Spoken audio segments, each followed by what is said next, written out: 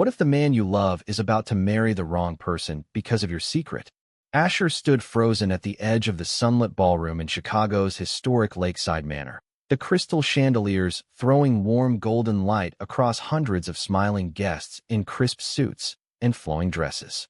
The scent of white roses and fresh-cut lilies hung thick in the air, mixing with the low hum of laughter and clinking champagne flutes. But none of it reached him. All he could feel were the stares. "That's Asher, the gay one," someone whispered just loud enough for him to catch. "He showed up to ruin Lucas's wedding after all these years." Another voice added, sharper, "How selfish can you be? Lucas is finally happy with Sophia, and here comes the guy who's always been obsessed." Asher's chest tightened like a vice. He wasn't crashing anything. Lucas had sent the invitation himself 2 weeks ago with a single line, "I need you here, Ash. Don't let the past stop you." Yet the moment Asher walked through the double doors in his tailored black tux, the room had turned. Old college rumors had traveled far. Everyone assumed he was the bitter ex trying to stop the perfect straight couple from saying, "I do." 9 minutes earlier, the ceremony had ended with polite applause and Lucas kissing Sophia under a flower arch.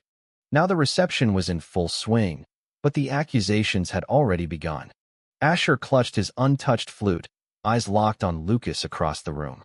Tall, blonde, broad-shouldered in a gray suit that fit like it was made for him, Lucas looked every inch the golden groomed Chicago society expected. Sophia glowed beside him in ivory lace, laughing at something his mother said. They looked flawless. They looked wrong. Asher's mind screamed the question that had haunted him since freshman year. What if the man you love is about to marry the wrong person because of your secret? The thought burned so hot, he almost dropped the glass. A hand landed on his shoulder, heavy and unwelcome. "You really had to come, huh?" It was Tyler, Lucas's cousin, voice low but venomous. "After that stunt you pulled senior year? Showing up here makes you look pathetic, man. Just leave before you embarrass everyone." Asher swallowed the bile rising in his throat. He wanted to shout that he wasn't the villain in this story, that the real secret wasn't his alone. But the word stuck. Instead, he forced a tight smile. "I was invited, Tyler." "Same as you." Tyler snorted and walked away, already spreading the next wave of whispers. Asher's gaze drifted back to Lucas. Their eyes met for one electric second across the crowd. Lucas's expression flickered, something raw, almost desperate, before he turned back to Sophia with a practiced laugh. That single look told Asher everything and nothing at once. Memories crashed over him like waves.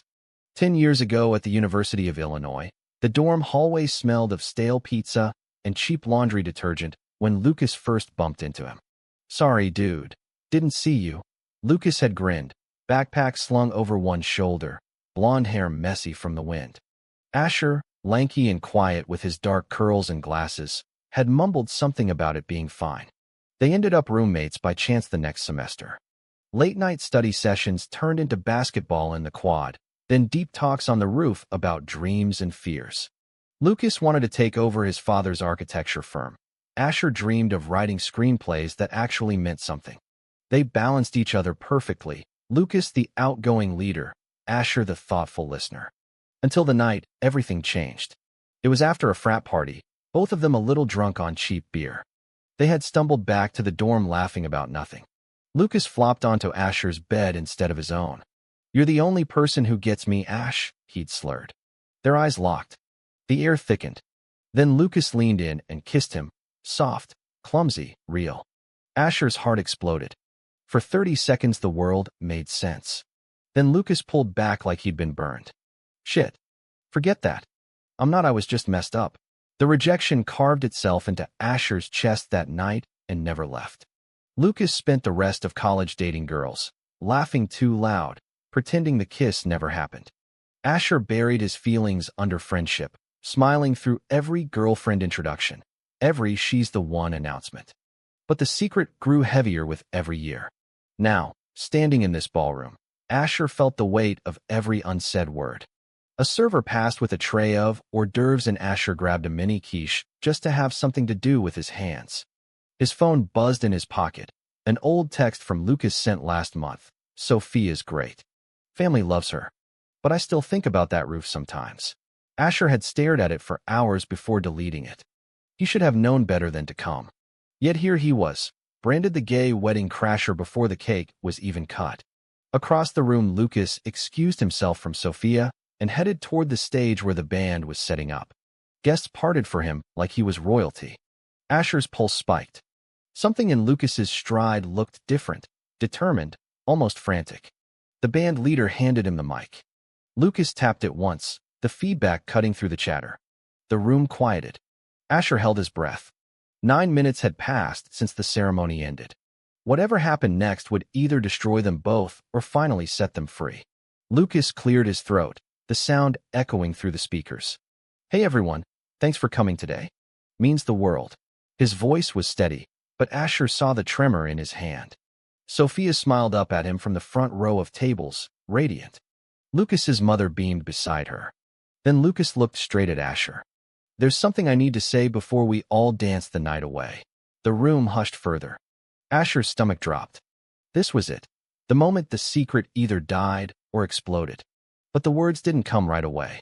Instead, Lucas's mind raced back to the same memories flooding Asher's. College felt like yesterday.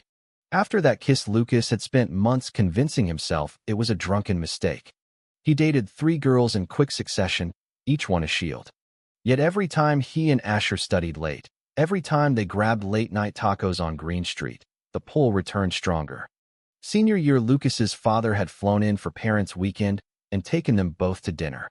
"Proud of you, son," he'd said, clapping Lucas on the back. "You'll take the firm to the next level. Marry well, build a legacy." The pressure settled like concrete. Lucas buried everything deeper. Graduation came. Asher moved to Chicago for a scriptwriting internship. Lucas followed 6 months later to join the family firm downtown. They kept in touch. Brunches, basketball pickup games, quiet beers on Asher's tiny balcony overlooking the lake. One rainy October night, 3 years ago, Lucas showed up at Asher's door soaked and shaking. "My dad wants me to propose to this girl from the country club. Says it's time." Asher had let him in, handed him dry clothes, listened for hours. Then, against every instinct, Asher kissed him again. This time Lucas didn't pull away. They spent the night talking and holding each other. No further, just the warmth of finally being honest. "I'm scared, Ash," Lucas whispered at dawn. "The firm, my family, they'll never understand." Asher promised to wait. "As long as it takes." But waiting hurt. Lucas pulled back after that night, terrified of discovery. He started dating Sophia 6 months later. Beautiful, kind, from a respected family. The engagement came fast, pushed by both sets of parents. Asher watched from the sidelines, attending the proposal party with a frozen smile, toasting to their future while his own heart cracked. He confronted Lucas once in a parking garage after the announcement. "You're making the biggest mistake of your life." Lucas had grabbed his shoulders, eyes wet. "I know, but I can't lose everything. Not yet." The betrayal stung worse than the original rejection. Asher stopped answering calls for 2 weeks. Then the wedding invitation arrived with that cryptic note. He came because love, even broken, still pulled him. Back in the ballroom, Lucas gripped the mic tighter. Guests shifted uncomfortably. Sophia's smile faltered. Asher's heart hammered so loud he was sure the whole room could hear it. Lucas took a deep breath. "I've spent my whole life trying to be the son everyone expected. The straight, successful, legacy-carrying guy. But I'm not." Gasps rippled outward. Lucas's mother stood up, face pale. "Son, what are you?" Lucas held up a hand. "Mom, Dad, Sophia, I'm so sorry. I love you all. But I'm gay. And the person I've been in love with for 10 years is standing right there." He pointed straight at Asher. The room exploded. Chaos erupted in slow motion. Sophia's hand flew to her mouth. Lucas's father slammed his fist on the table, crystal rattling. Whispers turned to shouts. "What the hell? Is this a joke?" Tyler lunged forward like he might punch someone. But Lucas kept the mic, voice steady now that the truth was out. "Asher isn't crashing anything. He's the reason I'm finally brave enough to stand here. I've hidden who I am since college because I was terrified of losing my family, the firm, the life I thought I needed. I hurt the one person who never asked me to be anyone else. Ash, I'm sorry. I love you. I always have." Asher couldn't move. 10 years of silence crashed down. He remembered the first real date they never called a date. driving to the lakefront at midnight after Lucas's 25th birthday, sitting on the hood of his car watching the city lights. Lucas had confessed then, quietly, "I think I'm falling for you, but I don't know how to do this." Asher had answered with a kiss under the stars. They kept it secret for months, stolen weekends in Michigan, quiet dinners in small restaurants on the north side where no one knew them. Lucas thrived in those moments, laughing freely, planning a future that included both of them. Then the family pressure mounted. His father's health scare, the board demanding stability, Sophia's father offering a merger if their kids married. Lucas chose the safe path and shattered Asher in the process. Now the safe path lay in ruins. Sophia stood, tears streaming but chin high. "Lucas, I deserve better than this." She walked out with quiet dignity, her bridesmaids following. Lucas's mother sobbed into her husband's shoulder. The band froze, unsure whether to play or pack up. Asher finally moved, weaving through stunned guests until he reached the stage steps. Lucas handed the mic to a stunned coordinator and stepped down. They met in the middle of the dance floor, eyes locked, world reduced to just the two of them. "You didn't have to do this," Asher whispered. Lucas cupped his face. "I did. I couldn't marry her knowing I was lying to everyone, especially myself. You've waited long enough." Security gently escorted them to a side room before the crowd turned ugly. Inside, Lucas's father burst in, face red. "You've ruined the family name." Lucas stood tall. "No, Dad. Hiding almost ruined me. I'm still your son. The firm will survive. But I won't live another day pretending." Asher watched the confrontation, heart swelling with pride and fear.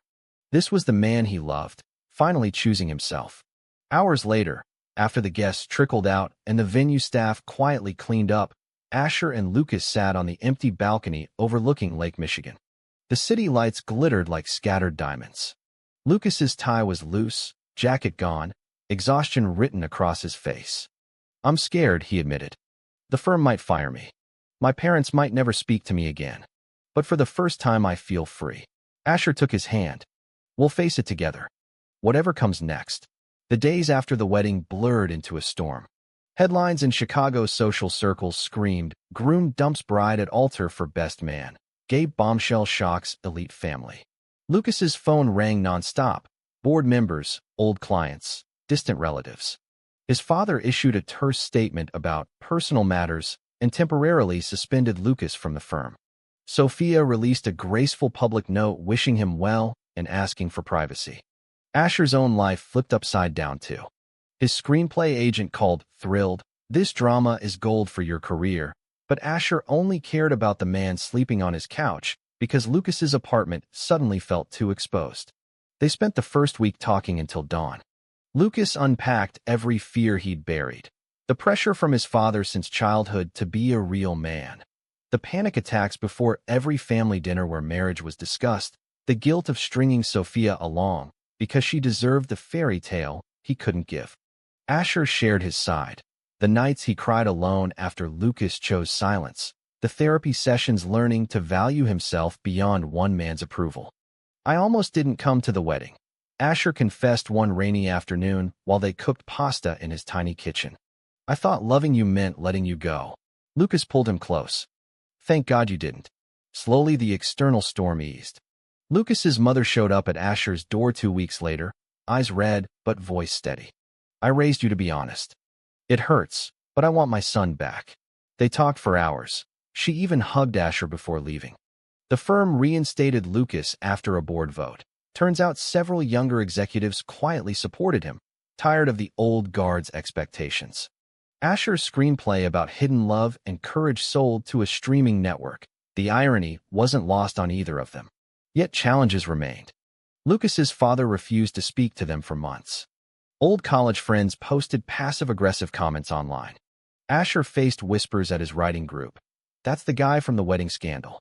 Through it all, they leaned on each other. Weekends became sacred. Hikes in Starved Rock, quiet mornings with coffee on the balcony, learning to be openly affectionate without glancing over their shoulders.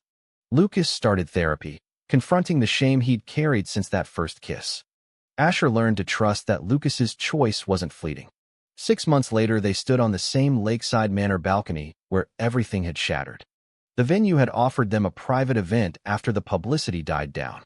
Lucas dropped to one knee under the same flower arch, now decorated with simple blue and white lights. I wasted years being scared. I won't waste another minute. Asher, will you marry me? Not because society says we should, but because I finally know who I am and I choose you every day? Asher's answer came through happy tears. Yes, 1,000 times. The wedding planning felt like rewriting their own story. No lavish society affair this time. Just close friends, supportive family members who had come around, and Lucas's mother who insisted on baking the cake herself. They chose a small lakeside park in spring, cherry blossoms drifting like confetti. Asher wore a deep navy suit. Lucas chose soft gray again, but this time with a rainbow pin on his lapel. When they exchanged vows, Lucas's voice didn't shake. I promised to never hide again. You taught me that love isn't something to be ashamed of. It's the bravest thing we can do. Reception was simple. String lights, a playlist they made together, laughter that felt real. Lucas's father showed up late, silent at first, then pulled Lucas aside. I was wrong. Seeing you happy, that's the legacy that matters. They hugged for the first time in a year. Asher watched from across the lawn, chest full. The journey hadn't been linear. There were still tough days when old doubts crept in, when clients side-eyed Lucas, when Asher wondered if the spotlight would ever fade. But they faced them together. A year after that, they bought a small house in a quiet Chicago suburb. Lucas took on pro bono design projects for LGBTQ youth centers. Asher's screenplay premiered to positive reviews, the dedication reading simply, "For Lucas, who finally chose us." Friends marveled at how far they'd come. Tyler, once hostile, sent a genuine apology and showed up for housewarming with his wife. Life wasn't perfect, society still had its judgments, but their love had grown roots deep enough to weather any storm. One crisp autumn evening they sat on their back porch watching the sunset. Lucas rested his head on Asher's shoulder. "Remember that question you used to ask yourself at my first wedding?" Asher smiled. "What if the man you love is about to marry the wrong person?" Lucas laced their fingers. "Turns out the right person was waiting all along. Thank you for never giving up on me." Years later, the story became legend in their circle, not as scandal, but as proof that truth sets you free. Lucas and Asher traveled, volunteered, built a life centered on authenticity. They mentored young men struggling with the same fears Lucas once carried, sharing their timeline of pain, denial, explosion, and healing. Asher's second screenplay explored exactly that journey. It won awards and sparked conversations nationwide. Looking back, neither regretted the wedding that changed everything. The accusations, the tears, the public spectacle, all of it forced Lucas to confront the secret that was slowly killing him inside.